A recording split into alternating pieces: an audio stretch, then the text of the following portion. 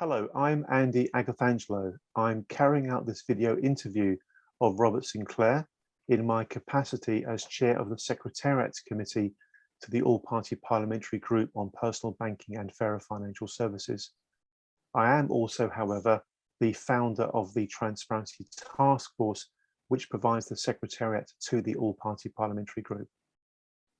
Robert, thank you very much indeed for agreeing to have this conversation with me. As you know, the conversation is being video recorded.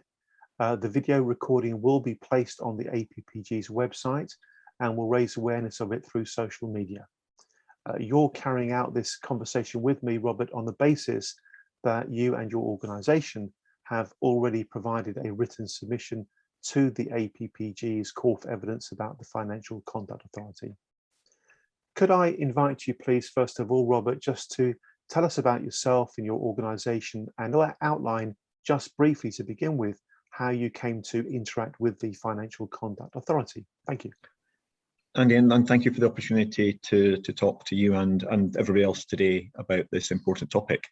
I'm Robert Sinclair, the Chief Executive of the Association of Mortgage Intermediaries, and I've been heading up the trade body effectively since 2008. We took it as a fully independent trade body in 2012, and my job is to represent the commercial interests of our member firms with government and regulators. So I'm technically a lobbyist, but effectively we're part of a not-for-profit organisation that has no commercial interests in any aspects of what we say or do. We're held accountable by an elected board from our membership who give approval to the policy positions that we take as a body. So fairly important in terms of me being not commercially involved and acting, however, on behalf of commercially interested firms in terms of their predominantly, and they are all predominantly regulated and controlled by the Financial Conduct Authority. Thank you. So could you please outline what your interest in the FCA actually is? Yeah, our interest in the FCA is fundamental to making sure that our firms can operate on a level playing field. The regulator has the capacity in terms of its market interventions to do a range of things, some positive, some negative. And for us, it's about making sure that the regulation that they apply is proportionate and appropriate, and that the supervision they then apply also is proportionate and appropriate to make sure that member firms continue to operate in a way that is positive and allows them to trade in a way which enhances the consumer's experience of financial services, because that's the fundamental of this, is making sure that everything is fair, open and transparent, that gives the customer the best possible deal that's available in the marketplace. And that's at the DNA of us as a trade body in terms to make sure that the regulator is aligned with those interests. Thank you, Robert. And could you go on to briefly describe the interactions that you and your organisations have had with the FCA? We've always had an interesting dynamic with our friends at the regulator. And I use the word friends deliberately in that as a trade body and recognised to be one of the larger and more significant trade bodies, we've always had good access in the past to both senior and junior levels within the organisation. And we're regularly called upon to input to them, not just in formal consultations, but also in informal consultations.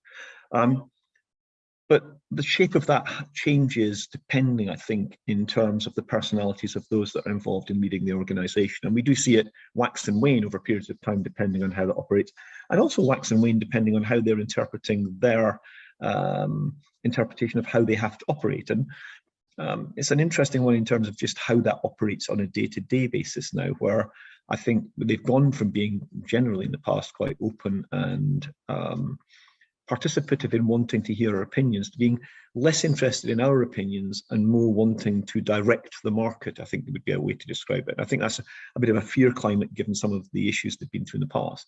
But we interact at various levels, whether that's at effectively board exec director level, all the way down to more junior people who are writing basic policy papers. And we interact with them through a range of contacts, both written and face-to-face, and also by way of meetings with them periodically. Sometimes that interaction is outstandingly good, and sometimes it is absolutely atrocious. And there's no rhyme or reason as to why it moves from one to the other. And maybe it's a bit of market segmentation, perhaps, in that some people are a little bit more open and want to listen more. And other people are in a space where they feel that they want to almost hide behind the process. And I think that's a challenge sometimes in the way they operate. Robert, thank you. And question number 4, in broad terms, what has it been like interacting with the FCA? I think they've clearly gone through a whole crisis over the last number of years, in that clearly caught with their trousers down, I think, would be a good way to describe where they've ended up on things like London Capital and Finance, Woodward, Connaught Group, where the reports that have come out, certainly in Connaught and London Capital and Finance, left the senior management very embarrassed in terms of their inability to deal with what was very clear information coming their way that firms were not acting well or responsibly. And it took them a long time to get to a point of dealing with that adequately, which of course has culminated in significant costs then being visited on the industry, compensating consumers for the misdemeanors of those firms. That fundamentally is a big issue, particularly where I represent mortgages and mortgage protection insurance brokers who are having or scheduled to pay significant amounts of compensation for areas that they do not trade in and choose not to trade in. So a mortgage and protection intermediary chooses not to operate in the world of giving advice on investments, and therefore where they see fees being levied on them for the failure in those areas, it becomes difficult. We're also looking into a situation where, as a reaction of having got rid of the senior management team that was there and replacing it with a new management team, the time it's taking for them to get their feet under the table and acclimatized and understanding their brief is longer than I think I would want at this stage in a cycle, which is complex. And think at some of the stuff the last management team went through as they went through COVID. They had a really good COVID, the FCA, in my view. I mean, the way they reacted to the issues, pulled the industry together. The industry worked in partnership really well with them on COVID, and showed that actually when they're open, have good discussions, and try to do it on a partnership basis, they are actually the best they can be. The problem comes, I think, where they feel they have to hide behind a cloak of secrecy. And I get that to a degree in terms of due process and having to be careful that they don't cross lines and damage firms' reputation before it's legitimate. But there has to be a better way of doing it, because most of us knew some of the stuff that was going on within Connaught and London Capital and Finance in a way that they should have been stepping up to and dealing with better. Those are not isolated incidents. I mean, there are other stuff around the panoply, and you only have to read some of the evidence that comes out of the Complaints Commissioner reports on the FCA's conduct and their inability to manage things properly internally. It's not great, and we've raised issues with them where they mark their own homework. I mean, complaints come in about the FCA, and in a regulated world, my member firms are not allowed to. The person who's complained about is not allowed to deal with that complaint. In the FCA, if a complaint goes in, it gets sent to the person that's being complained about to deal with it. This is crazy. In an organisation which has given us assurances, they apply the senior management regime equally amongst themselves as they do to the industry. Now, that's clearly not the case, in my view, that the regime is applied proportionately the same. There are better things happening, I suppose, because we see a situation where they're no longer going to have a bonus culture in there, and I think that's right. I'm head of a trade body. I don't want to have a bonus for doing my job properly. I get paid for doing my job properly. A bonus for doing a job heading a trade body is not where anybody should be. And I think that creates poor behaviours, in fact, and a bad culture sometimes. So we've got all sorts of things running around the edges of this. The key for me, though, is that I think they're an outstanding regulator writing rules. I think they have the best rule book in the world. They have the best consulted rule book in the world. They are paragons of virtue when it comes to consulting the industry on the appropriate rules for them to produce. They have been for decades, predecessor, FSA and FCA, and the reason for the changes that happened in the years is they have been an ineffective supervisor and ineffective in enforcement. They cannot say they do not have enough rules to do what they need to do. The fact that we continue to have this continuing thud on the desk of more and more words of rules is just not the right place. The fundamental for me has to be them getting more feet on the ground, out doing supervision, being aware of what's happening in the marketplace, aware of all the things that the industry talks about. If you get out and talk, you find out what is going on. You smell things that are going bad.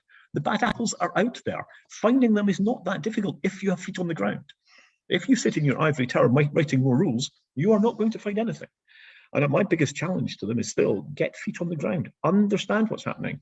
Adopting a data-led approach will do wonders in terms of trapping more people who may have done insider trading, but it will not spot the firms who are doing bad things to consumers by way of bad advice or bad product until it's far too late still. And this is my biggest issue, I think, still with the approach of becoming a data-led regulator, which will give them a perfect method of understanding at what point they should change gear by looking at a rev counter, but they will still not be looking out the window at that point and still driving into walls. It's crazy from my perspective. So this is for me about words and deeds. And a practical example of that is that over 2 years ago, they did a very good piece of supervisory work on the lifetime mortgage market and raised significant concerns about the market and asked the industry to do things to change it and gave a commitment that they would come back to look at this again. And I appreciate that COVID got in the way. I appreciate that other elements of their risk profile may take precedent over that, and they've had to pick up things like buy now, pay later, and other areas around how debt management is run in certain firms. And they've had the whole issue of bringing in the claims management companies as part of this process. But one of the most vulnerable consumer groups is those people approaching retirement who may or may not have enough money to survive. And making sure that that group of people get the right advice from the right people in the right way has to be fundamental. And I'm not sure that the FCA is close enough to knowing what's really going on in that market at the moment. Other areas that I do worry about are they still appear to have muddled thinking in terms of they've embarked on, because of some of the things that have happened with regard to Greensill. They want to do work to change the appointed representative regime, but in doing that, they're liable to cause significant contagion in markets which work well. There are issues that we've seen that in the appointed representative market in investments. We've seen issues in the GI market and issues in Greensill. In the mortgage market, the appointed representative position works really, really well. We talk to lenders all the time about the quality of business that flows through them, and they see no difference in the quality of business arriving within lenders between the appointed representative structure and the directly authorised structure. But what will happen is that the rules will be changed because of faults in other parts of the market, which will then give contagion risk across into the mortgage advice industry. And the mortgage advice industry works well. It's got low levels of inertia, very good high competition, great rates for customers, and really strong competition between intermediaries to give advice. It's not a broken market, but it will be treated like a broken market because of the contagion and the way the rule book is structured. And the last bit that I probably want to touch on is my concern about the transformation programme, which is currently in cycle. Now, we're told now it's a £100 million programme of investment for the industry in order to transform the FCA into a modern 21st century regulator. If any company I know was investing £100 million, its shareholders want to see a pretty clear plan of what's going to be delivered by when. And also want to understand that if they're investing this money, what is it they're trying to achieve with it? Now, the reason the FCA has been impelled to undertake this transformation programme is the conclusion of the LCF and CONOP inquiries. There has nothing yet been published that tells me how £1 of that 100 million would have stopped London Capital and Finance or CONOP happening. And therefore, I do not have confidence that investing this money will make the difference that's required. They have not been transparent about where they're spending the money. They have not been transparent on what their objectives are. They have not been transparent about how the things they are planning to do may have made a difference. And if they can't tell us that in clear, simple terms, why should the industry be tariffed for another £100 million on top of the other transformation programs we had previously have clearly delivered nothing? Why do we trust them this time? I know it's a different management group, but they need to be more transparent with the industry who are paying the bill, and ultimately with the consumer who's actually going to pick up the bill for this, because that cost gets transferred on. It's not just absorbed from nowhere. Consumers pay for this through the products they buy in our industry. I'll shut up now. Robert, thank you very much. Not only have you answered my last question very thoroughly, but you've also covered various others as well. So what I'm going to do is I'm going to ask some of the remaining questions that I don't think you've yet touched on that you might want to. Yeah. The next one really is about conflict of interest issues. Do you perceive there could be any conflict of interest issues at the FCA? If so, tell us about those. I think while somebody works at the FCA, it's an interesting challenge about how do they get their next job.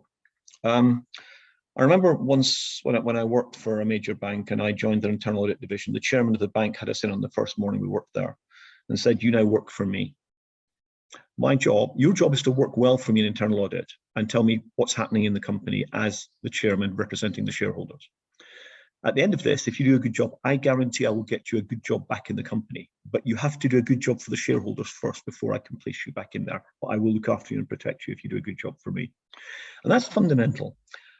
I think when you go to a regulator, you have to have an expectation that you are stepping outside the norm. And particularly if you're in the area of supervision and enforcement, you're not going to be popular.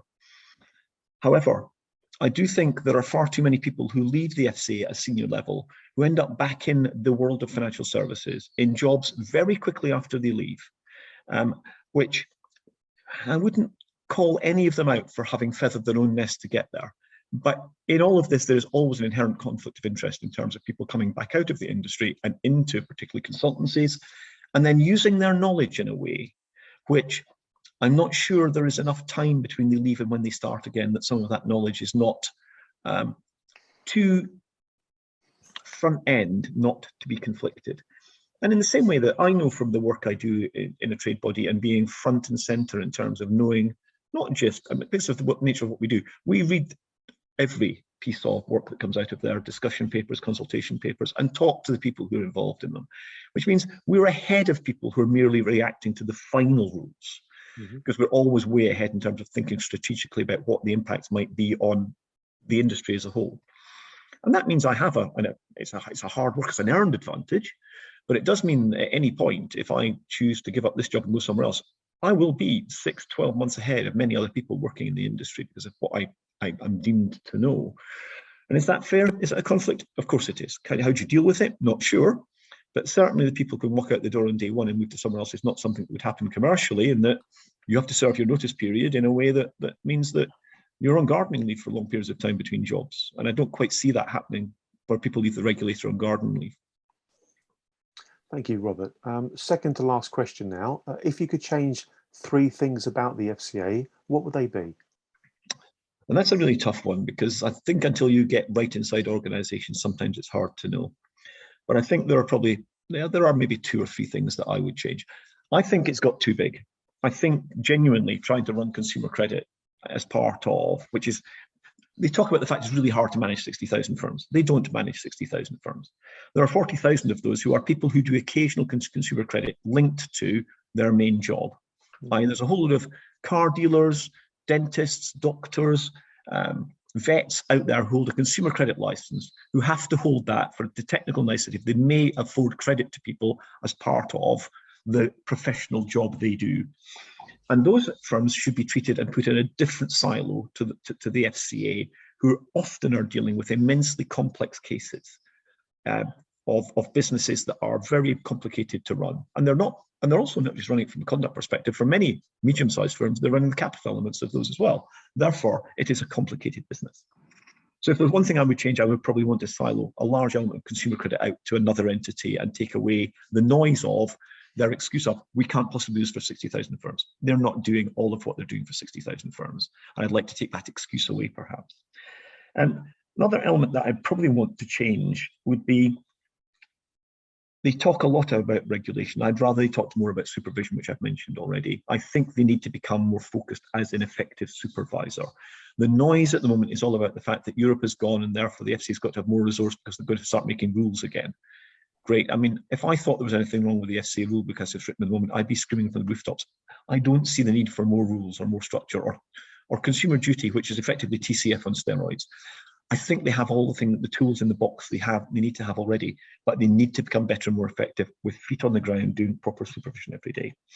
And I think the last bit is one which is, when I've had my best interactions with the FCA, we've been inside the room early in the process, having discussion to make sure that the things they build from consultation paper upwards are practical and effective. And they're always fearful that by bringing people into the room, it breaches confidentiality in some way. I have to say that in the 16 years I've doing this job, I've not breached FCA confidentiality once, because the first time I do it will be the last time I'm ever invited in.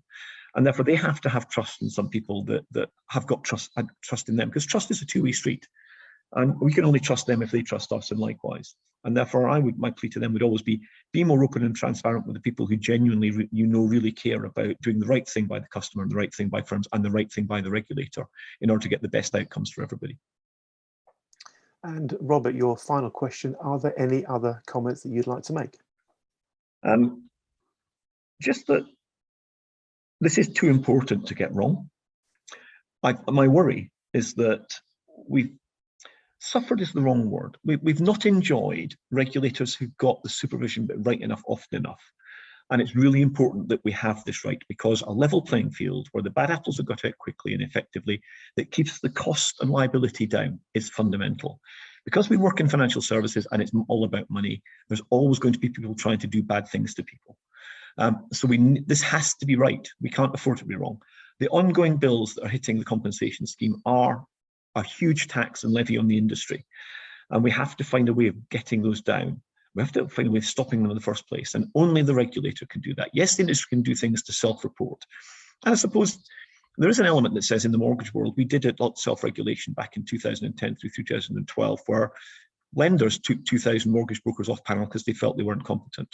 I don't see that happening in other parts of the landscape. I don't see investment providers taking action against investment advisors because they don't think they're good enough. I don't see insurers taking people off panel because they haven't sold their product for a year. Because if they've not sold it for a year, why are they still on panel? It makes no sense to me. They shouldn't have an agency. So this is about sometimes the industry should be better at self-regulating, but they'll only get there if the regulator impels them to do that.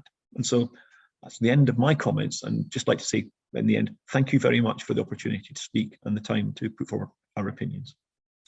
Robert, thank you very much indeed. Thank you, Robert Sinclair of the Association of Mortgage Intermediaries, for your verbal testimony supporting your written submission to the All-Party Parliamentary Group on Personal Banking and Fairer Financial Services consultation, or rather call for evidence about the Financial Conduct Authority.